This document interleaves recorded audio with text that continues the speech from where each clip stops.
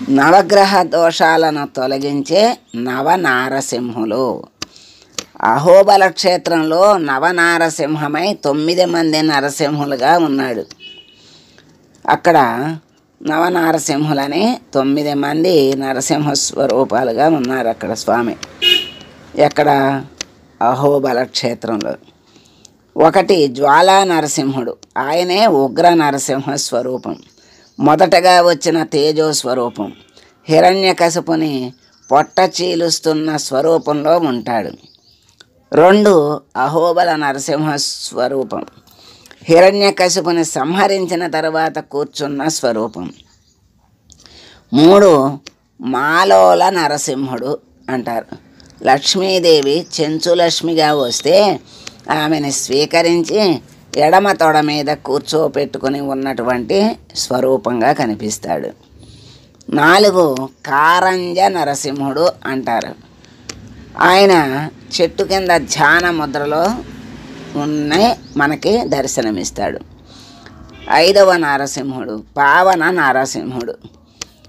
ఆయన దగ్గరకు వెళ్ళి ఒకసారి నమస్కారం చేస్తే ఎన్ని పాపాలనైనా తీసేస్తాడు అంటారు.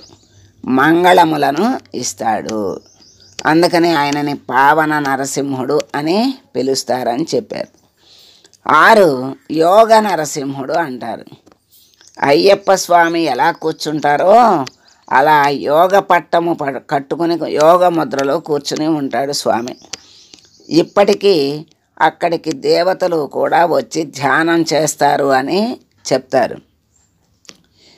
7 ఛత్రవట నరసింహ స్వరూపము అంటారు.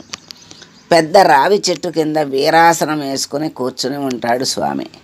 అక్కడికి హూ హ హా హా అని 2 గంధర్వులు శాప విమోచనం కొరకు నరసింహస్వామి వద్దకు వచ్చి పాటలు పాడి నృత్యం చేశారు. ఆయన తొడ మీద చెయ్యి వేసుకుని తాళం వేస్తూ కూర్చుంటారన్నమాట. ఆ కూర్చున్న స్వరూపాన్ని ఛత్రవట నరసింహ స్వరూపం అంటారు.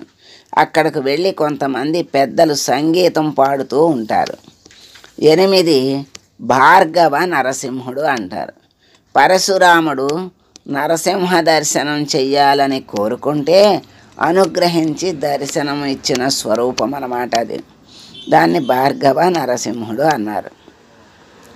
9 క్రోడ వరాహ నరసింహ స్వరూపం. భూమిని తన దంశ మీద అంటే కొమ్ముల మీద పెట్టుకుని పైకి ఎత్తినటువంటి స్వరూపం ఆది వరాహ స్వామి. పక్కన వెలసిన నరసింహ స్వరూపం. మొదటగా వచ్చిన యజ్ఞ వరాహ స్వరూపము నరసింహ స్వరూపము 2 ఉంటాయి. వరాహ నరసింహము 9 నరసింహ స్వరూపములు అహోబల క్షేత్రంలో ఉంటాయి. ప్రతిరోజు ఈ నరసింహ మహామృత్యుంజయ మంత్రాన్ని 108 సార్లు జపించండి. జాతకరీత్యా అపమృత్యు దోషాలు ఉన్నవారు ప్రతిరోజు జపించిన లక్ష్మీ నరసింహస్వామిని పూజించిన దోషం నివారింపబడి దీర్ఘాయుష్మంతులు అవుతారని శాస్త్రం చెప్తోంది. ఇది మనం అహోబిలంలో ఉన్నటువంటి నవనారసింహుల యొక్క పేర్లు, వాటి స్వరూపాలు, దర్శిస్తే ఫలితాలు మనం తెలుసుకున్నాం. ఇప్పుడు ఆ మృత్యుంజయ మంత్రాన్ని జపిస్తే జాతకంలో ఉన్నటువంటి అపమృత్యు దోషాలు కూడా తొలగింపబడతాయి అని ఆ దోష నివారణ కోసం ఈ 108 సార్లు జపించి దీర్ఘాయుష్మంతులు అవ్వచ్చు అని మనకి శాస్త్రవాక్కుగా చెప్పారు. శ్రీ నరసింహుని మహామృత్యుంజయ మంత్రం.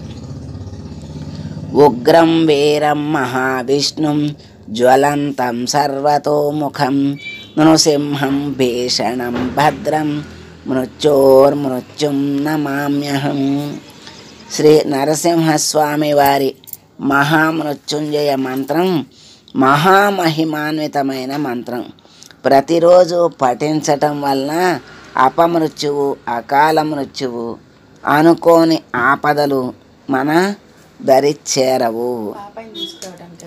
నరసింహస్వామి అంత గొప్ప రక్షణ ఇస్తారు.